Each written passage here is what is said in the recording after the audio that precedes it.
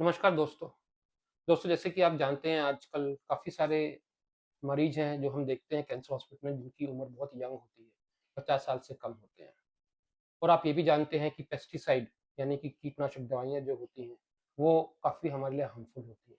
इसी बात को और मजबूत करने के लिए एक स्टडी की गई यूएसए में बाय डॉक्टर जॉर्ज न्यूवियर एंड उन्होंने क्या किया कि उन्होंने वो मरीज़ लिए जो कि 50 साल से कम थे, सिगरेट नहीं पीते थे और लंग कैंसर पे उन्होंने इस स्टडी को किया। सिगरेट ना पीने वालों को इसलिए लिया क्योंकि सिगरेट भी जो है हमारे लंग कैंसर को करती है और इसलिए कि वो कंफाउंडिंग फीचर ना हो जाए उसको अलग कर दिया गया।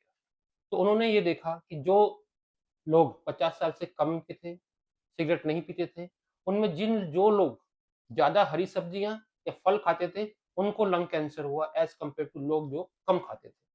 इसका मतलब दोस्तों ये नहीं है कि फल और हरी सब्जियाँ कैंसर का कारण है, नहीं। उन्होंने इस बात पर इस निष्कर्ष को निकाला कि उन सब्जियों में, उन एरिया में पेस्टिसाइड का प्रयोग यानी कीटनाशक दवाइयों का प्रयोग यानी कि जो दवाइयाँ हम अपने खेतों में डालते हैं कीड़ों को मारने के लिए जब हमारी फसल उग रही होती है, उसका प्रयोग काफ़ी किया जाता था। उस कारण से वो कीटनाशक की चीज़ें सब्जियों में आई, सब्जियों में मिली या फलों में मिली और उसको इंसान ने सेवन किया, उस कारण से उसको माना जा रहा है कि उस कारण से उसको कैंसर ज़्यादा हुआ।